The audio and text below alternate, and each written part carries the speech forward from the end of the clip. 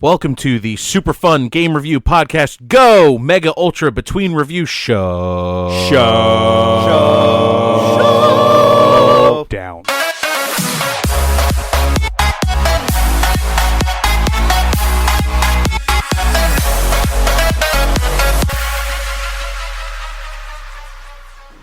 So we're at Too Many Games 2018. We're checking out this awesome game called Kingdom Bash, and we're here with the creator, developer, everything that encompasses it, Matt. So tell us about it. What really made you want to start making a game rather than just playing games? So I grew up playing video games. I wanted to make a game that I could play with my friends. I was making games like in high school, and I kind of stopped. And I came back to it after seeing a lot of games like Spelunky and Gunpoint and Hotline Miami being made with this Game Maker Studio. So I grew up kind of working with Game Maker Studio, and I wanted to come back with it. So I started making this game. I wanted to bring a game to my friend's house and like have something to play. So for a season, it was a lot of like every Sunday, my friend Kyle would bring pizza, my friend Jake would bring the beer, and I'd bring the latest version of the game. Everyone had their role. Oh, yeah. And when Garrett would get too good at the Ranger, I would just nerf it. So it worked out pretty well. There's a lot of testing and working on this throughout the years. So how long have you actually been working on this game? I started in August 2015, and I had a working build in about 21 days. When I showed them the build, my friends were like, you need to keep working on this. Of course, it looked way uglier than it does now, but since then, I've just been working on it in my spare time, and so it's almost 3 years now. That's incredible. So what platforms are we going for? Right now, I'm on PC, but man, like having a controller in your hand is important. It's like the main point of it. So I'm looking to get it on console, whatever console will take me. Maybe Nintendo, that'd be awesome. That'd be a big one. So you can see like the influences here, like Spelunky, like you said, and what was the other one? Oh, Hotline Miami. They're two games that I absolutely love. I've played tons of them, and like just playing the game and stuff, you can feel that inspiration. So like, what about like the art style and stuff? Because that's not either of those games. So where did you? Yeah, so those games are Game Maker Studio games, and that's what inspired me. Like, they're using this tool and selling these amazing games. I know I can do the same thing. So the games that influenced me, I played a lot of Towerfall, and that was a very interesting local multiplayer game, and again, I wanted to bring back that feel of playing with my friends. It became a point where my friend Kyle and I would want to play games and be like, all right, well, Halo dropped its local multiplayer, and it's like, all right, dude, you go home and I'll go home, and then we'll play, and that's stupid. So I wanted to bring retro into this, and I grew up playing Link to the Past, like Legend of Zelda, and Super Mario, and like this is Yoshi's Island as the title screen. So like I wanted to bring all these different influences that I grew up playing and like really bring them together in something that I want to experience and to show people.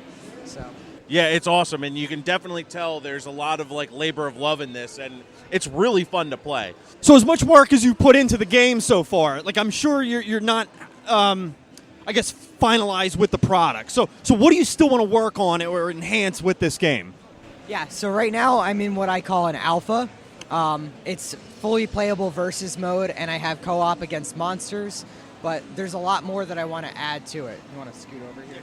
So I want to show you guys some beta stuff that I've just been working on. I'm working on a story mode, and I want to have like boss monsters, whether they're like 32 by 32 pixel or like the whole screen. I want to implement like a lot more like big epic battles and situational like battles that you can work on the overworld map. So here is an overworld map that I designed.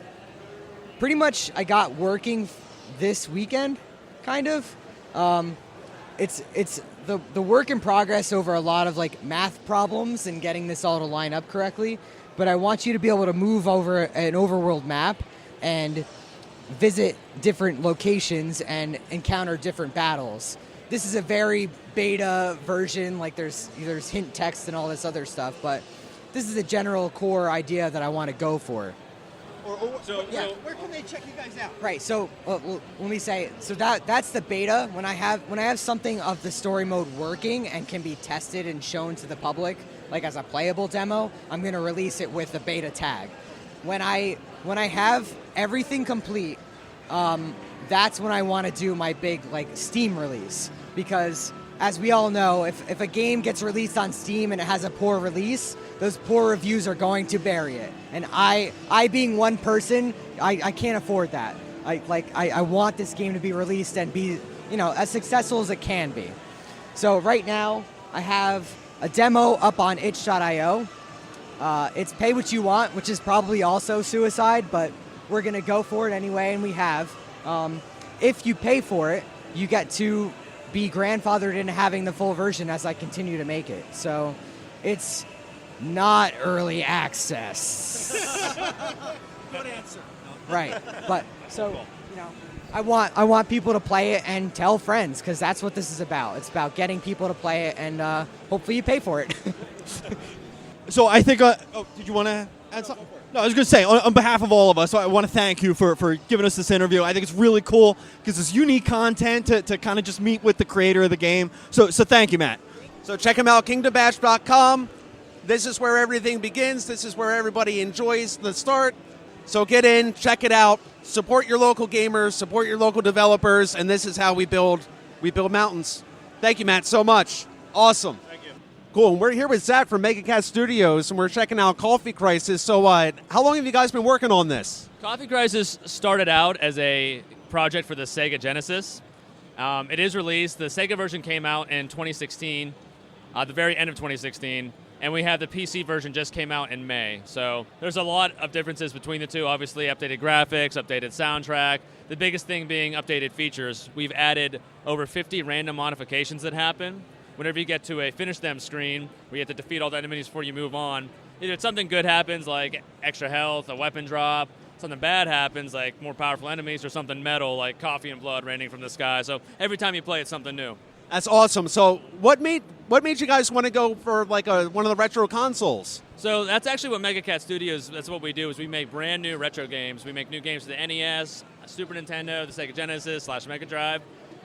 It's what we grew up on, it's what we love, and there's such a good retro community out there right now, and then we just kind of want to give back to it and continue it by providing new games. And then, so again, we do that because we love it, and the PC stuff kind of allows us to pay the bills, keep the doors open, so. Gotcha. Very nice. Now, so where can you actually, I see you can get it. So is it pretty much just like online off the website, or where can you pick this up? You can get it online at the website. We also have, some wholesale partners, and come by our booth if you want. But yeah, you can get it from our site for sure. All right, so I love metal and I love coffee. How did that design choice come up? So the Sega version actually started out as a collaboration with a local business in Pittsburgh. That's where we're from. We're a startup company. They're a small business. We met them at a philanthropic event, and we got to talking, and they were like, oh, we should do a game together. So they wrote the story, and then we kind of made the game around it, and they own a metal-themed coffee shop. So from there, we just kind of played on that, and how can we make that interesting? How can we make that fun? And it's actually a good mix because coffee's very popular, metal's amazing, so who wouldn't want to stop aliens trying to take that from us? That's actually really awesome, and I love that you can tell the differences between you have the Genesis version and then you have the PC version. It's really cool. So what do you do exactly for MegaCat? So I'm a project manager, and I also do a little bit of writing too. So kind of whatever hat needs worn, really, helping out wherever I can. Yeah, so that's MegaCat Studios. Is it megacatstudios.com? Yep. All right, awesome. Thank you very much. All right, so we are here with Nick and Andrew for Transmogrify. So just tell us a little bit about your game, guys. Sure. So Transmogrify. Speak loud. Sorry, yeah. So Transmogrify is a sci-fi platformer where the hook is you shoot enemies to turn them into objects and use those objects to advance and solve puzzles throughout the game. Okay. Yeah, and I make the music for the game, and I use a synthesizer. I use open source software for that, and it's a lot of fun. Just layering on one synthesizer over itself has been a lot of fun and nice experiments. So if you could, where did you guys get your inspiration for this game? So the game originally came from a game jam. The theme was unconventional weapon, and someone tweeted out, why don't you guys try making a game where you don't actually kill anything? So we thought that was a really interesting, twist on a lot of shooters. So we took that and ran with it. And we're using the Godot engine, which is an open source engine. It's allowed us to really build out things really quickly, and also, like we were discussing earlier, supporting Mac and Linux. And yeah, we really want to just go for like a puzzle game where you feel like you taught yourself, and we don't talk down to you. You kind of really figure everything out, and use your creativity and your agency to really figure out the levels. So you said you did this for a game jam, so that's like the first 24 hours of development, right? So how much time would you say that you've put into this now at this point? So I would say for the last 2 years, I've been working on it pretty consistently. We just revamped our entire art style with a new artist that we feel like really captures the feel of the game we're going for. And yeah, we're going to be launching it this winter, 2018, early 2019 winter. And yeah, we're pretty happy with how far we've gotten so far. Yeah, it's really cool. We all got to play it for a little bit, and it's like a really awesome platformer. I like the no-kill puzzle solving type game. I'm sorry, Nick, you said you did the sound for the game, correct? So what are some of the biggest challenges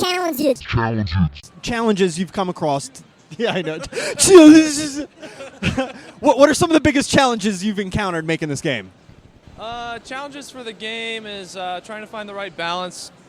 Yes, it's two magnets, and you have to move them really far for it to generate sound.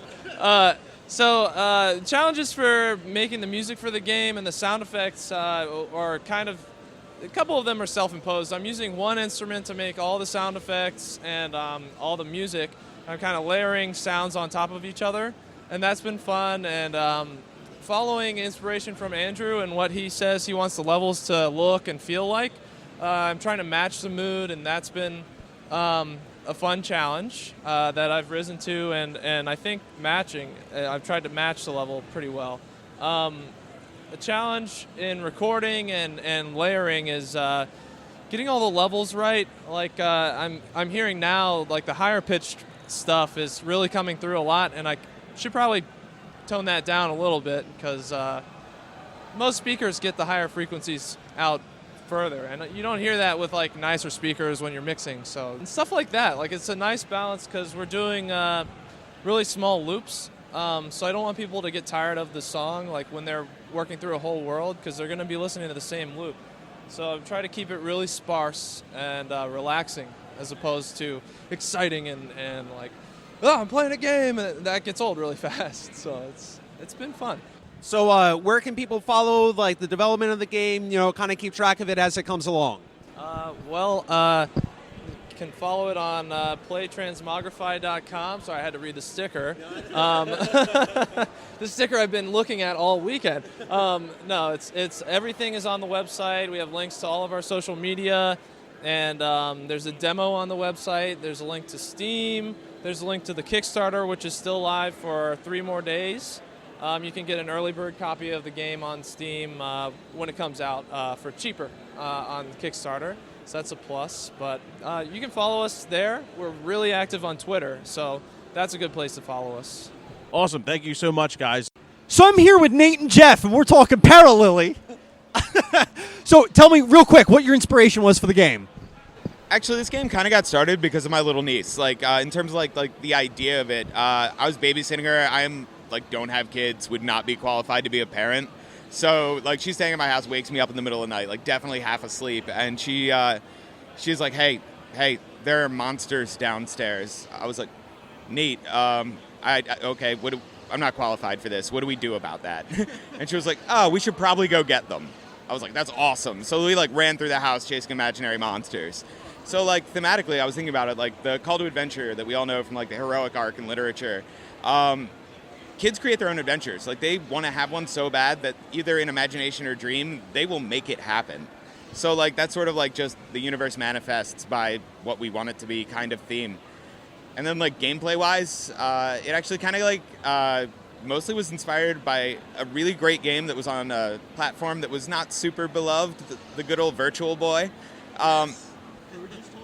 Dude, that gave me some of my favorite brain injuries. It was awesome. So Wario Land, you had a really cool into the background thing, and it had really great parallaxing, and I was like, oh my god, that could have been used so much further, with modern tech, modern hardware, and an incredible amount of time, you could make something that was really neat about that whole like different spaces, and then so we used it to make very different universes. Cool. Question you want to ask? So about how long have you guys been really like working at this game? So it's been in development for about a year. Nate and I have made games in the past, and he approached me after he had like a working prototype and started some of the art, which has evolved greatly since then. So since then, we've just been heavily working on the demo, trying to get a nice vertical slice.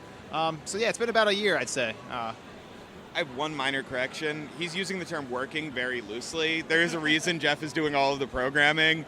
Oh, it was broken. It was super broken, but it like kind of looked like it could work theoretically. So he had to do the code base from like the base up. Like we'll take everything you did and just pretend it never happened, Nate. That code is horrible, and that's how we have like this really nice streamlined game. Is because Jeff threw out that programming and made something that actually works. It's like you had like the brainchild for it. It's like you had the brainchild for it, and then you needed someone with the actual capabilities to put it together. Yeah, definitely. Like I can program terribly. That's it. And like so, but Jeff has a lot of like the really neat features and stuff that in this game are only possible because Jeff's doing a really great job with the programming, and it lets me just like stay over on the art side where I belong, away from the code. Together, we both work on the level design and both come up with different enemies and monsters and try to make the world as fun of a place as possible. So Awesome. So what platforms are we shooting for this? So we make the game in the Unity game engine, so ideally we could port it to just about anywhere. It's really about getting the licensing and the paying the fees to go where we want. Right now it's a PC port that we're kind of focusing on with goals for consoles and maybe a Nintendo Switch port at some point, if ever possible. If anyone knows a direct reference at Nintendo that is listening, just send them to me. I will bake them a delicious chocolate cake and love them forever if they'll give us direct path. So how many current levels do you guys have in the game? In this version, we're showing 9. Earlier in this week, it was 8. But yeah, Jeff knocked one out in a hurry to showcase some of the new assets that we got in, like kind of last minute, like just because we wanted to bring new stuff here to have something like new and exciting. The game is called ParaLily. Like, what do you guys call yourselves as like a developer? So we come from 2 different kind of studios that we kind of made independently. Luna Wolf Studios was kind of something I founded years ago, and Nate founded Geek Monster Games. But together, since we're kind of collabing on this, we're kind of just going with the name Team ParaLily right now. So that's kind of working for us. So where can people follow along, track the progress of the game and everything else?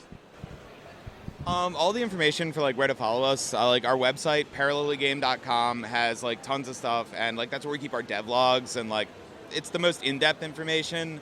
Screenshots and stuff like that are at ParaLily Game on Twitter and Facebook and all that. So just pretty much ParaLily Game of some kind into the internet, and you'll find stuff we do. Awesome. Anything else, Eds? All right. Well, thank you guys so much. You've been awesome. So make sure to check them out online. Check out the game. Coming to PC, Nintendo Switch, PlayStation 4, and Xbox near you soon. Cool. Thanks, guys.